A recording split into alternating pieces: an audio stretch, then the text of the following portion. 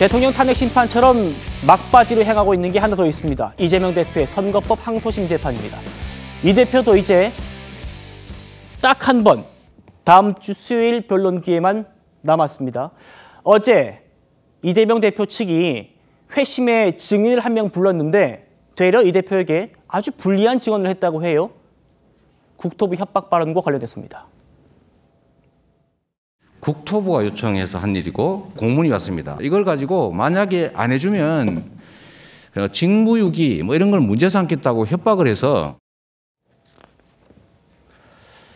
이재명 대표가 항소심 재판 첫날에 증인을 13명이나 신청을 했거든요. 그런데 재판부가 정말 핵심들만 불러라 라고 제지했고 이재명 대표 측이 고르고 골라서 신청한 증인일 겁니다.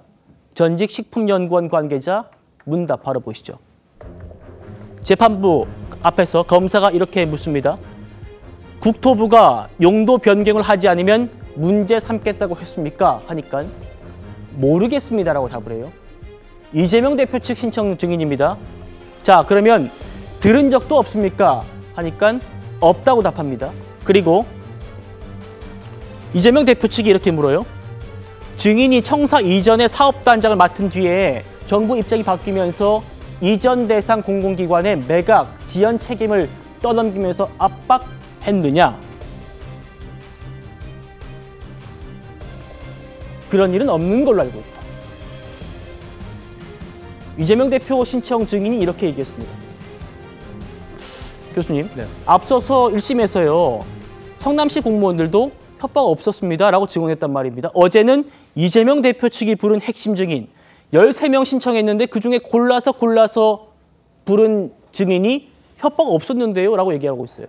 그러니까 결국은 백현동 용도 부지가 4단계가 되는 과정에 있어서 그 불법성에 있어서 전혀 국토부하고는 아무런 관계가 없다는 거고요. 결국 이재명 대표가 1심에서 2년 2개월 걸려 결국은 1심에서 이제 우리 증인 1년을 받게 됐는데 그 백현동 용도 부지 상향과 관련해서는 국토부의 압박이 전혀 없었다는 그 부분에 대해서 다시 한 번 더 명쾌하게 우리 담당했던 공무원들이나 담당 사업자들이 지금 나와서 증언하고 있는 부분이거든요. 그렇기 때문에 이 부분에 있어서 이재명 대표의 어떤 범죄 혐의 사실은 이제 완벽하게 소명이 됐다. 그렇기 때문에 저는 1심과 똑같은 그러한 유죄 편결이 유지되지 않을까 이렇게는 보입니다. 예, 성 부의장님. 네. 1심에서 이 부분이 유죄로 나왔습니다. 백현동 용도 변경과 관련해서 협박받았다. 이 부분.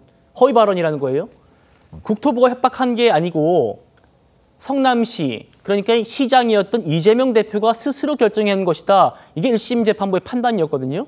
그런데 어제 이런 증언까지 나왔고 항소심에서 이 부분은 적어도 이 부분은 좀 뒤집어지기 힘든 것 아닌가?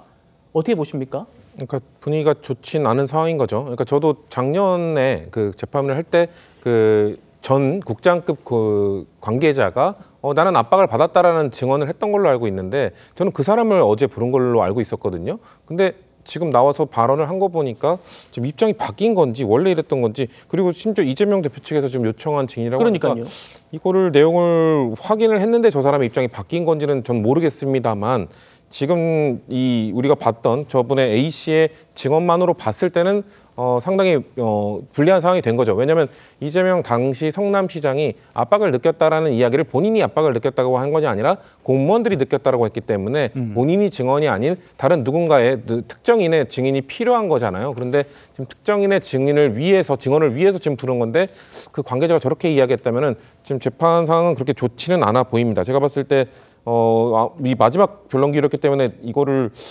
글쎄요. 저는 좀 당황스러운데요. 네.